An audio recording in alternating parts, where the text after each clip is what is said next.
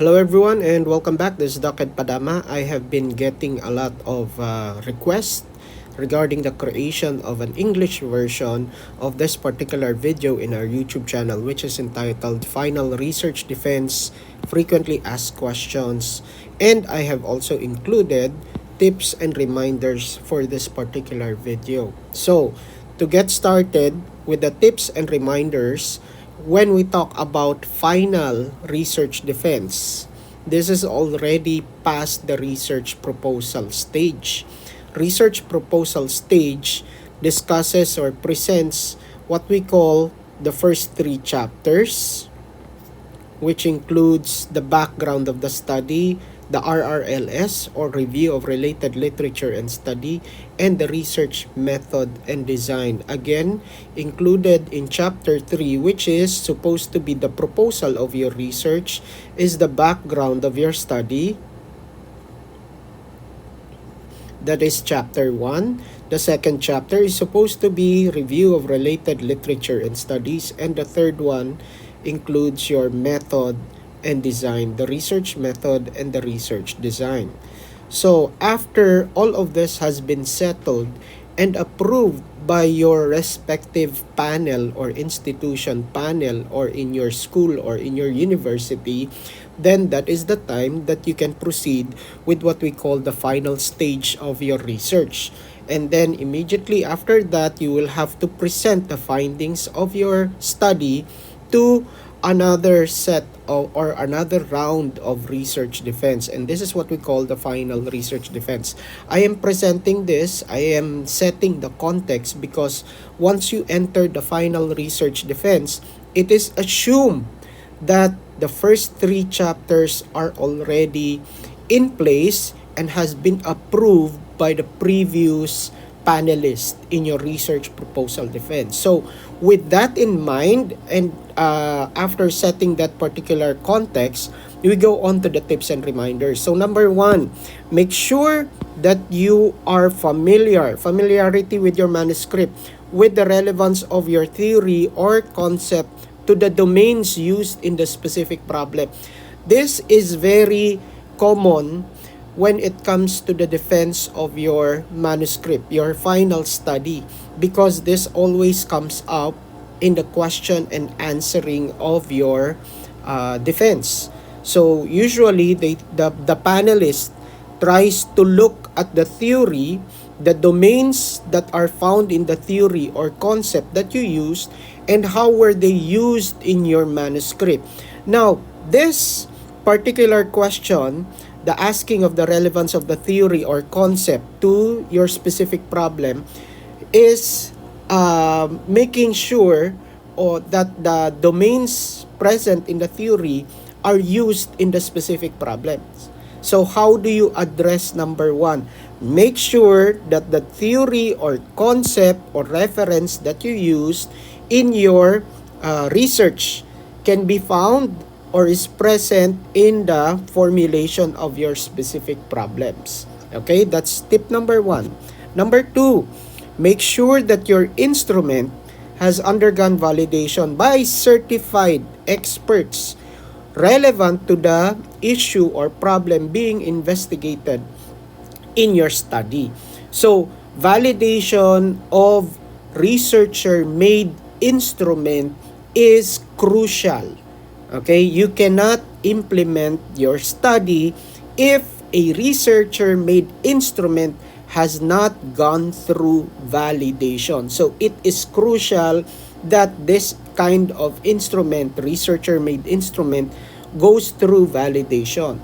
If your instrument is a standardized instrument, you need to get permission from the owner of the instrument and document the response of the owner of the instrument, and this will also be presented during the defense, just in case your panel asks for evidences that the owner of the instrument gave their approval to use that instrument in your study. So that's the difference between the two types of instrument. Okay, Standardized instrument does not need to go through validation. Another issue in validation is that there are instruments validated by experts that are not relevant to the field that they are conducting. So also make sure that the experts that you will be getting to validate your instrument are aligned with the problem that you are investigating. So if your problem is related to engineering, mathematics, science, social sciences, and so on and so forth, make sure that the experts are aligned or qualified, or their qualification should be aligned to the problem that you are investigating. So this is number 2. Number 3, secure all necessary permit, certification, approval, or endorsement from all pertinent institutions that are involved in your study. If you have more than one school, one committee, one organization that are involved in your study, make sure you get their consent in these forms. Okay? And these forms should be compiled and organized in the appendix of your study.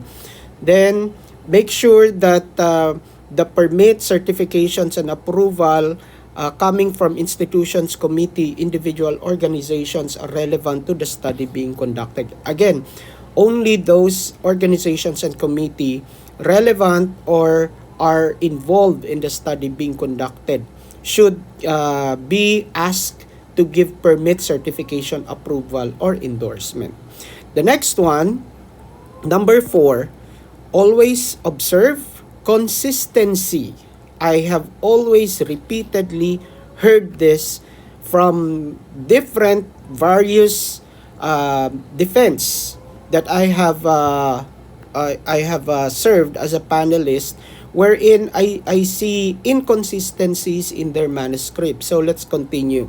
So observe consistency in the use of terminology, organization of ideas, and format all throughout the writing of the manuscript. So consistency in terms of the use of different terminology. So these terminologies represents your variables, especially variables that are located and presented in your research title. So this should be used consistently all throughout your manuscript. So there are instances where these terminologies take other forms or take synonyms,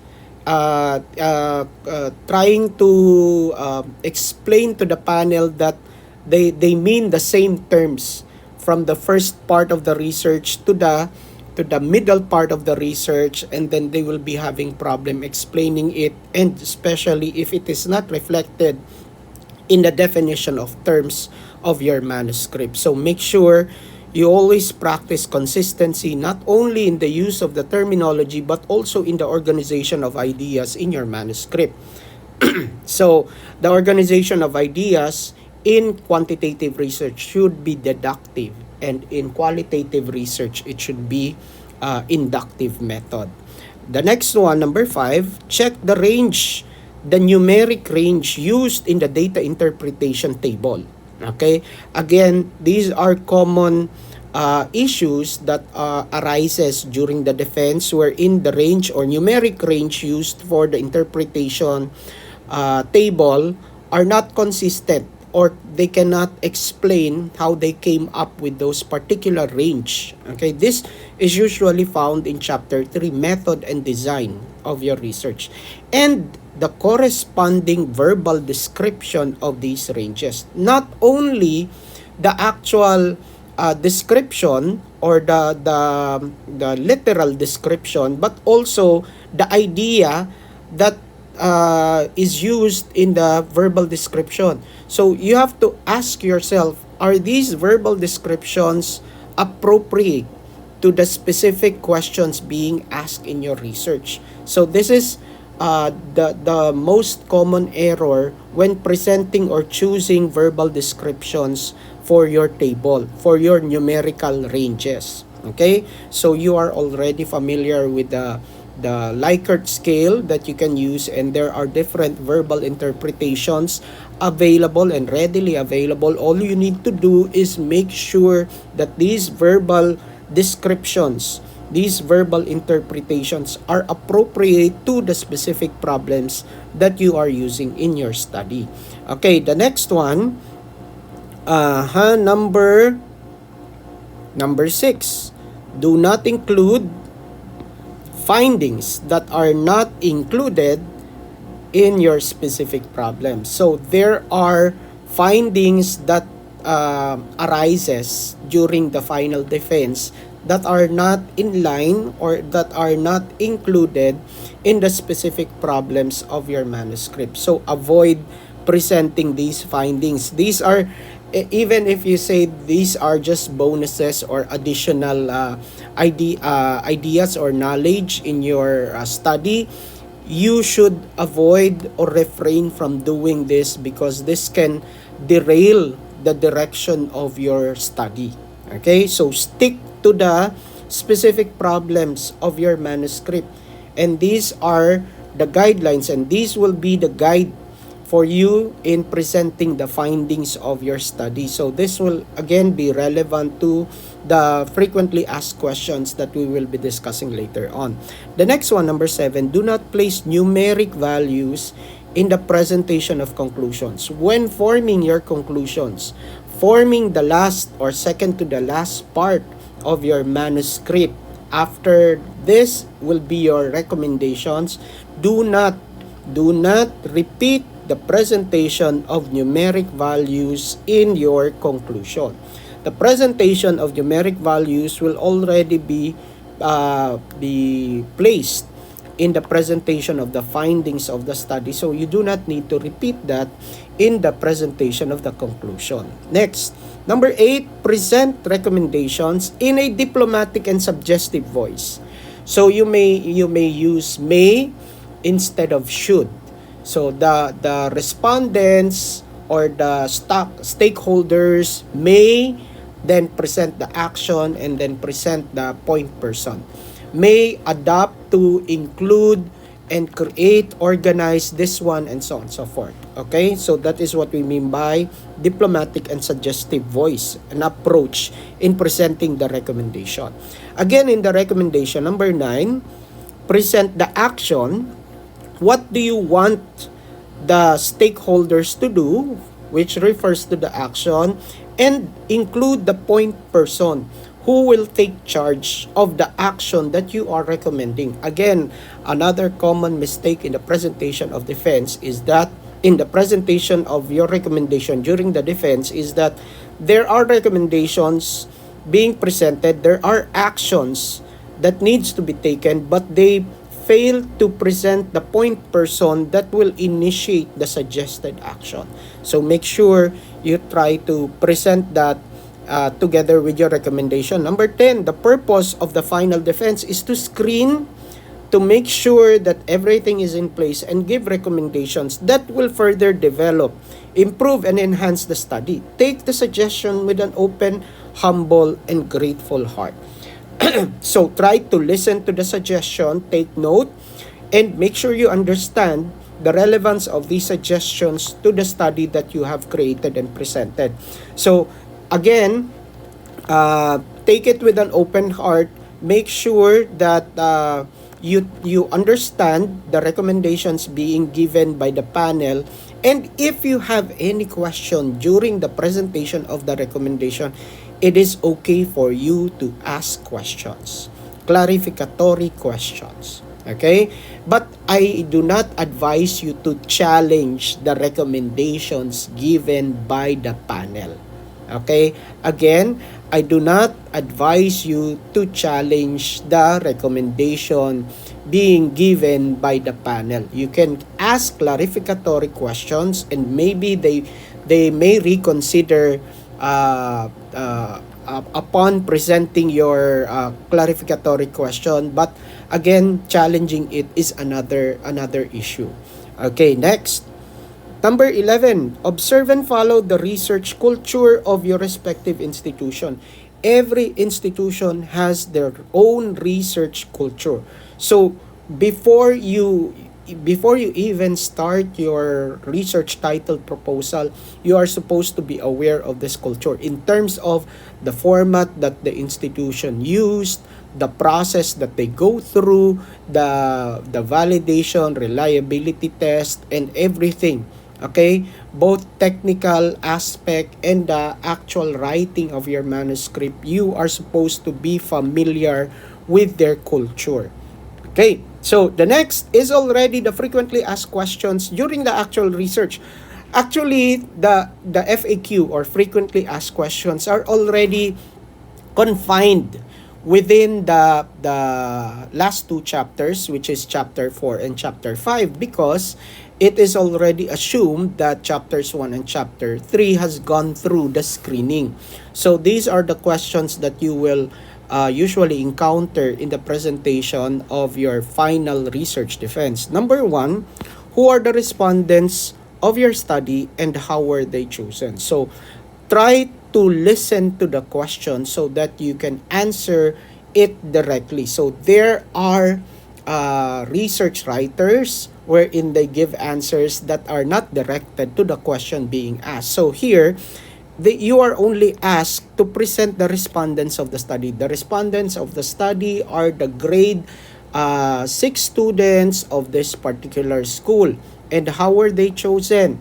Try to give the criteria that you used in order to choose your respondents. So the criteria in choosing the respondents are the following. Or if you used a selection method for choosing your respondents, you present that method, and then after that you try to justify why you use this method in your study.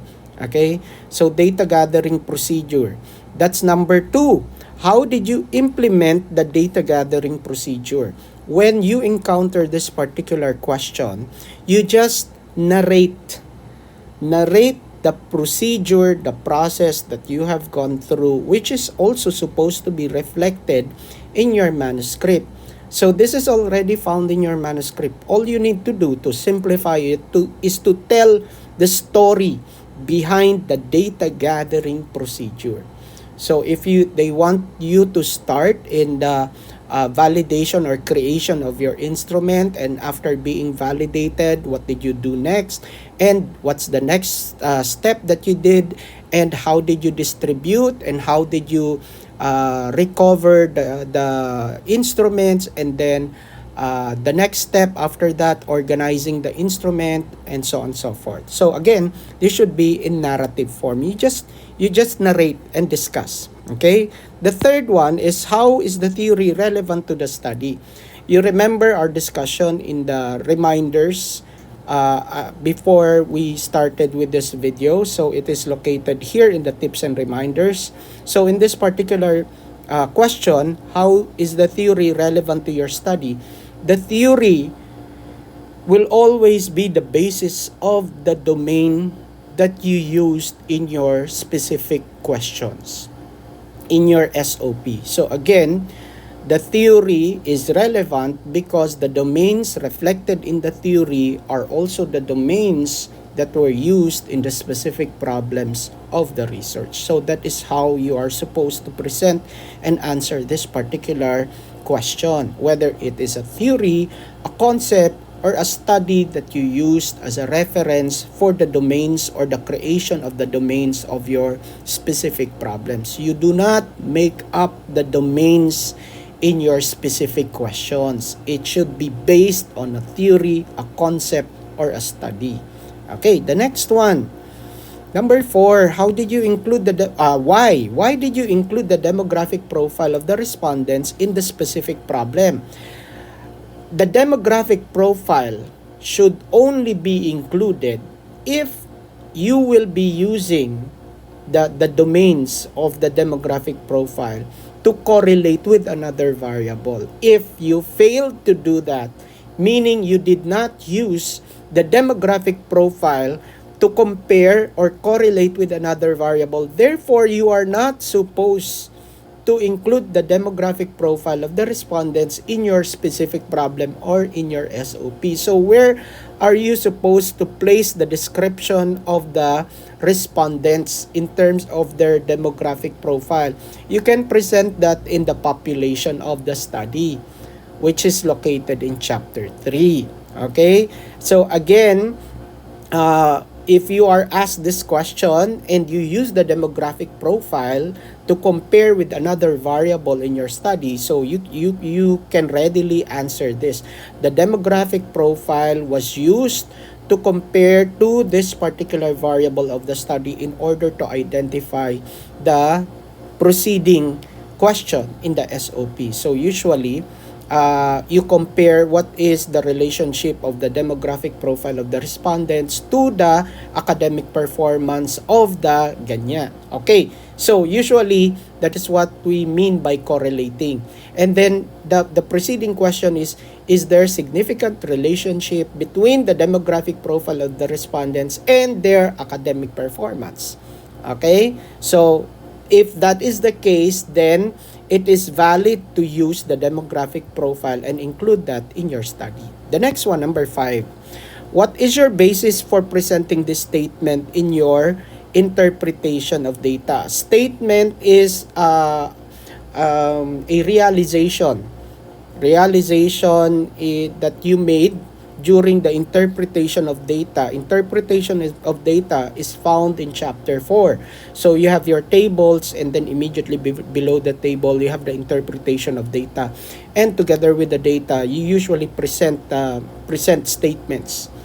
And in order to answer this, what is the basis of your presentation of this statement in your interpretation of data? You try to recall the literatures and studies that you use, and anyway, this is supposed to be reflected in the actual manuscript, in the actual part that is being questioned. Try to look, when you make a statement, it should be backed up with literatures and studies. In the interpretation of data, when you make statements, when you make realizations, this should be backed up by literature, studies, and references. So you just try to look at the references, try to find the references, and that is what you're supposed to present as your answer for this particular question. Okay, number 6, what are the findings of your study? So the findings of your study are already reflected in the last chapter of your manuscript. So you just present that. And again, reminder, make sure that the findings coincide and is aligned with the specific problems of your study, which is found in chapter 1. The next one, number 7, how did you arrive at the conclusion of your study? The conclusions are based on the findings of the study. So that is how you're supposed to, that is the guiding idea for you to be able to answer this question. How did you arrive at the conclusion of your study? So if I was to answer this question, the conclusions are all founded on the findings of the study. So again, another reminder, aside from that, make sure no numerical values are used in the formation of your conclusion. Number 8, what or where will your findings be used? Where will your findings be used? Okay? So in this particular question, make sure that aside from the recommendation, you do not use the recommendation as the answer for this particular question. So your finding can be used aside from further studies or other researches that can continue your research. It can be used as an basis for a program, a plan, an intervention. So this is already an output-based or an action-based research.